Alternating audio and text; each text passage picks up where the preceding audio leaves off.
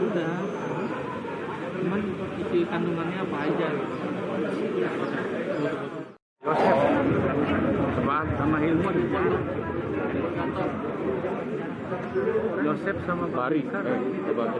Sudar.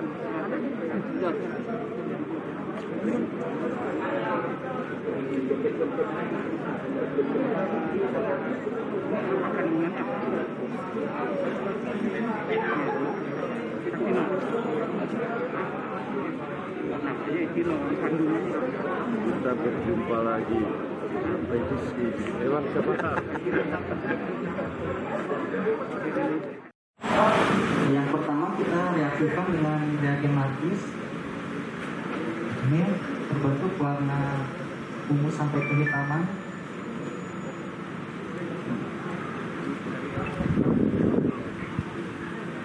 Yang kedua dengan reagen mandolin. Mereaksikan ungu sampai kehitaman.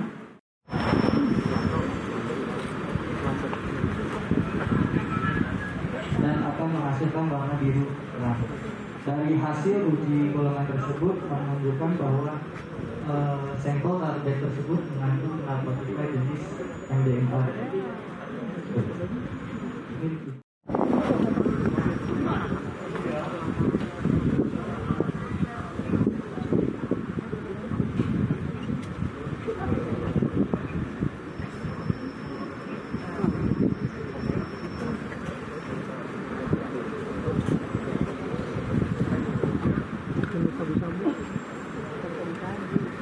Untuk koreksinya karena golongan ATS, maka prediksi sama yaitu markis endemi. Ya silakan. Ya 1, 2, 3.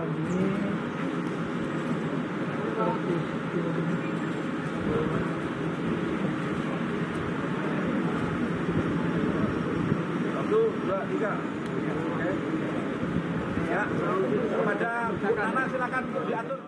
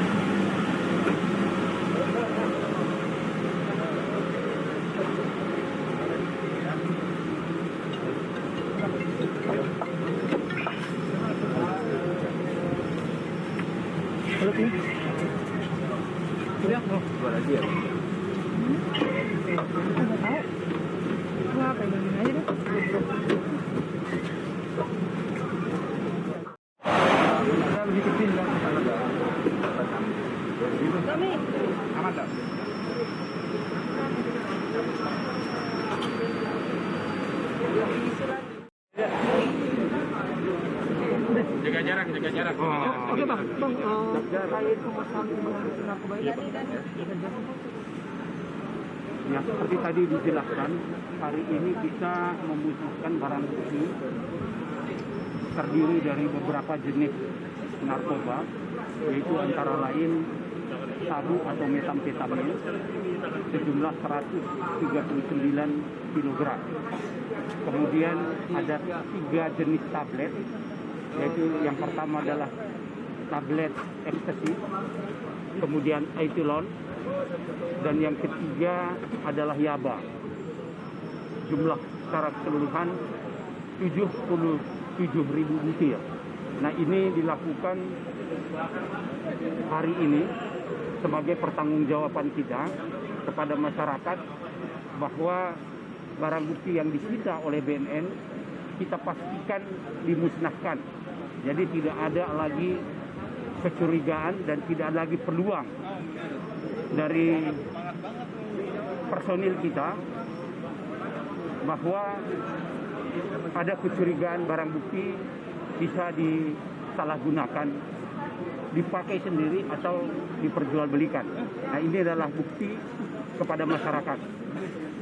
Kemudian berikutnya terkait dengan situasi peredaran narkoba di masa pandemi sekarang.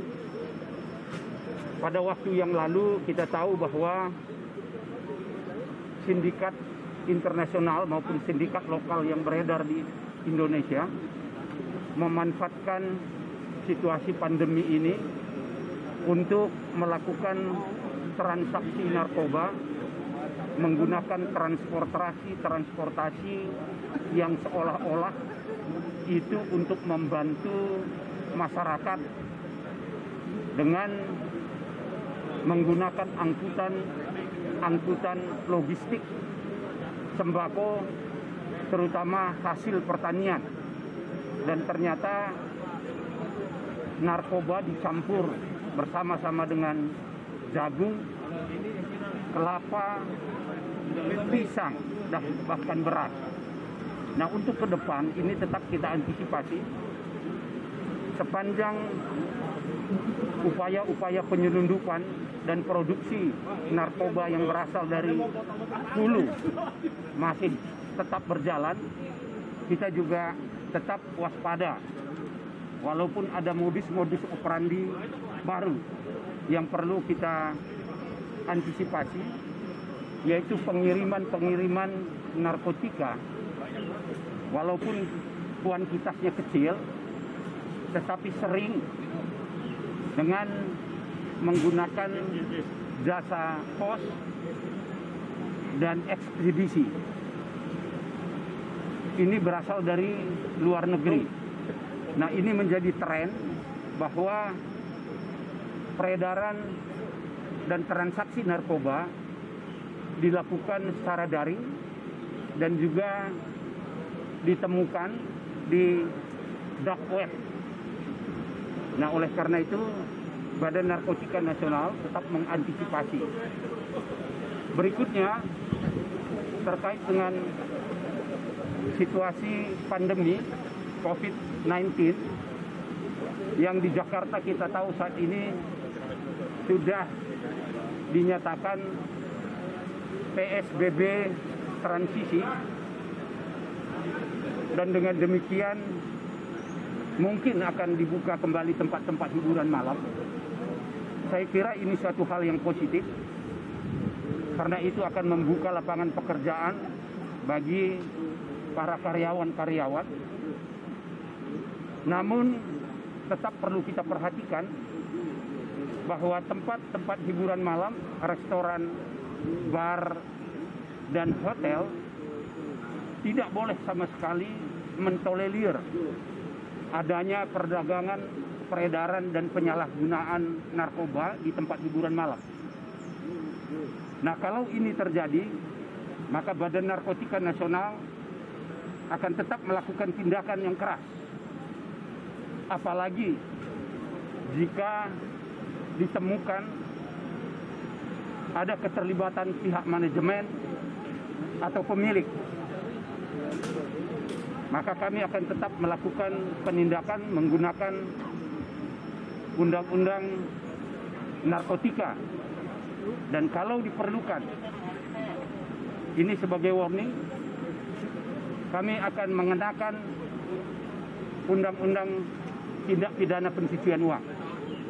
Nah, ini perlu diperhatikan supaya tidak ada lagi tempat hiburan malam kita dikotori dengan peredaran, transaksi, jual beli, dan penyalahgunaan narkoba.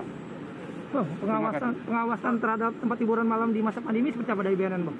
Nah, sekarang ini belum, karena ini kan baru akan dibuka, tetapi itu kan tetap kita lakukan dengan mengirimkan personil-personil kita, baik itu secara terbuka maupun secara tertutup, undercover, untuk menyerap informasi dan mengetahui situasi yang berkembang atau yang terjadi di tempat-tempat sasaran.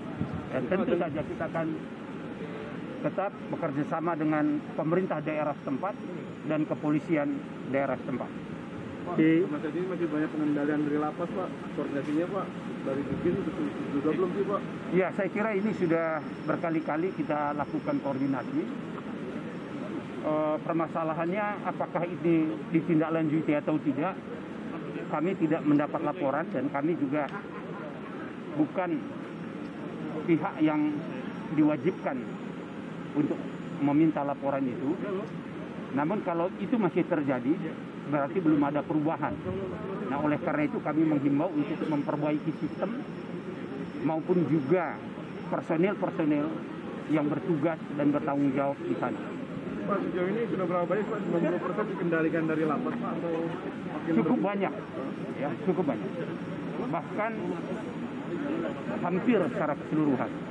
Seperti tadi juga ada salah satu narapidana yang terlibat sebagai pengendali yang saat ini sedang menjalani hukuman di Lembaga Pemasyarakatan Pekanbaru, Riau. Pak, selama masa pandemi corona ini apa penyalahgunaan narkotika ada peningkatan, Pak? Karena kan mungkin masyarakat terdesak butuh uang gitu, Pak. Dari data sementara yang kami terima dari Polda Metro, ada peningkatan pemakaian. Berapa persen, Pak? Nah, itu belum kita hitung secara keseluruhan. Nanti pada akhir tahun akan kita evaluasi. Apakah ini memang karena banyaknya pasokan atau karena memang permintaannya yang meningkat sehubungan dengan situasi pandemi COVID-19 sekarang. Pak, untuk etilon sendiri jenis narkotika jenis baru atau? Oh, ini bukan jenis baru. Ini sudah termasuk dalam daftar lampiran Undang-Undang Narkotika.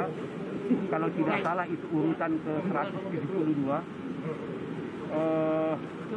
Efek yang ditimbulkan itu hampir sama dengan jenis-jenis narkoba yang lain seperti ekstasi, namun dia lebih keras sedikit, bisa mencapai 2 atau 3 kali lipat dari efek yang ditimbulkan oleh ekstasi.